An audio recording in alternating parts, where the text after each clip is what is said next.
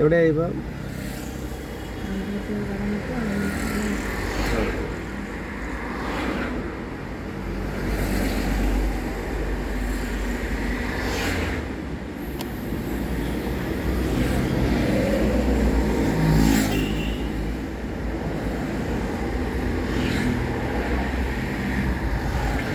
വലിയ ബസ് വരണ്ട അവർക്ക്, വേറെ ചെറിയ ബസ്സും വരുന്നുണ്ട്.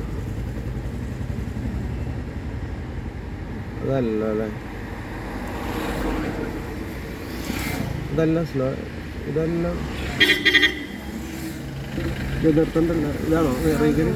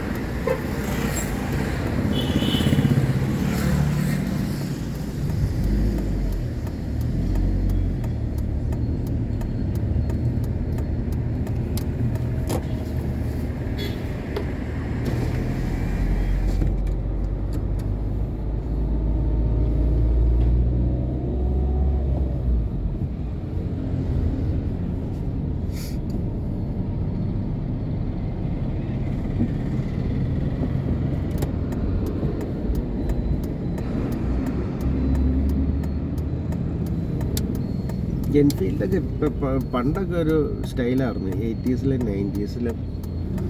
ഇപ്പം ബുള്ളറ്റ് എന്ന് പറഞ്ഞു കഴിഞ്ഞാൽ ചുമ്മാ ഒരു സൗണ്ട് പൊള്യൂട്ടിങ് തിങ് എന്നല്ലാതെ. കാരണം ബുള്ളറ്റ് പണ്ടെന്ന് പറഞ്ഞു കഴിഞ്ഞാൽ റോഡില്ലാത്ത വഴികൾക്ക് വേണ്ടി ഉണ്ടാക്കിയത് ബുള്ളറ്റ്. അതായത് മെറ്റൽ പാകിയ വഴികൾ, റോഡില്ലാത്ത വഴികൾ, അതിലേക്ക് വേണ്ടി ഓടിക്കുക. അതൊരു ഡിഫറെൻറ്റ് ഫിലോസഫി. ഇന്ത്യയിൽ റോഡുകൾ വികസിക്കുന്നതിന് മുമ്പ് അങ്ങനെയുള്ള ഏരിയയ്ക്ക് വേണ്ടി ഉണ്ടാക്കിയ ഒരു വണ്ടിയാണ് ബുള്ളറ്റ്. ഇപ്പോൾ റോഡൊക്കെ എല്ലാ സ്ഥലത്തും ആയതുകൊണ്ട് ബുള്ളറ്റ് പോലെയുള്ള വണ്ടികളുടെ ആവശ്യമില്ല. ഇപ്പോൾ അതൊരു സൗണ്ട് പൊള്യൂട്ടിങ് തിങ് അല്ലാതെ അതുകൊണ്ട് വലിയ യൂസേജ് ഇല്ല. പണ്ടൊക്കെ ബുള്ളറ്റ് എന്ന് പറഞ്ഞു കഴിഞ്ഞാൽ അത് ഈ പല സ്ഥലങ്ങളിലും പ്രോപ്പറായിട്ട് റോഡുകൾ ഉണ്ടായിരുന്നില്ല. മഡ് റോഡുകൾ ഒരുപാട് ഉണ്ടായിരുന്നു, മെറ്റൽ റോഡുകൾ ഉണ്ടായിരുന്നു. അങ്ങനെയുള്ള റോഡിലേക്ക് ബുള്ളറ്റ് പോയി കഴിഞ്ഞാൽ നമ്മൾ അറിയില്ല. അത് കംഫർട്ടബിൾ ആയിട്ടുള്ള റൈഡാണ്. ഈ റോഡില്ലാത്ത സ്ഥലത്തേക്കാണ് ബുള്ളറ്റിൽ ഒരു കംഫർട്ട്. അപ്പം ഈ റോഡ് പ്രോപ്പറായിട്ടുള്ളതുകൊണ്ട് ഇപ്പോൾ ബുള്ളറ്റ് പോലെയുള്ള വണ്ടികൾക്ക് പ്രസക്തി ഇല്ലാണ്ടായി ഈ 2025 വന്നപ്പോൾ.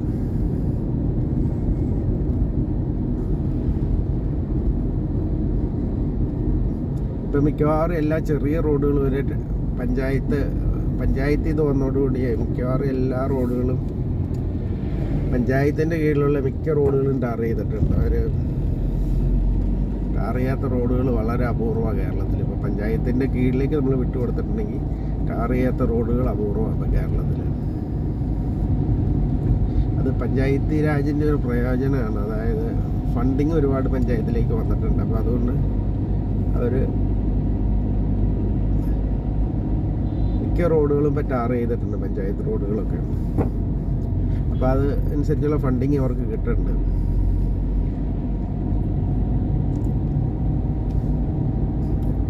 സെൻട്രൽ ഗവൺമെൻറ്റിൽ നിന്ന് ഡയറക്റ്റായിട്ട് ഫണ്ടിങ് പോകണം. ഇപ്പോൾ സ്റ്റേറ്റ് വഴിയല്ല തോന്നുന്നു. പണ്ടൊക്കെ സ്റ്റേറ്റ് വഴിയാണ്, ഇപ്പോൾ സ്റ്റേറ്റ് വഴിയല്ല, ഡയറക്റ്റ് ഡിസ്ട്രിക്ട് കളക്ടർ അതായത് പഞ്ചായത്തുകളിലേക്ക് പോകുന്നത്.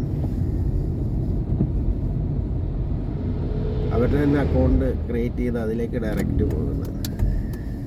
പഞ്ചായത്തുകളുടെ അക്കൗണ്ട് ക്രിയേറ്റ് ചെയ്ത് അതിലേക്ക് ഡയറക്റ്റ് പൈസ ഉണ്ട്. അതിൻ്റെ ആവശ്യമുള്ളൂ. അല്ലാണ്ട് ഇത് പിന്നെ സ്റ്റേറ്റ് ഗവൺമെൻറ്റിലേക്ക് അയച്ച് അങ്ങനെ ചെയ്യേണ്ട ഒരു കാര്യമില്ല.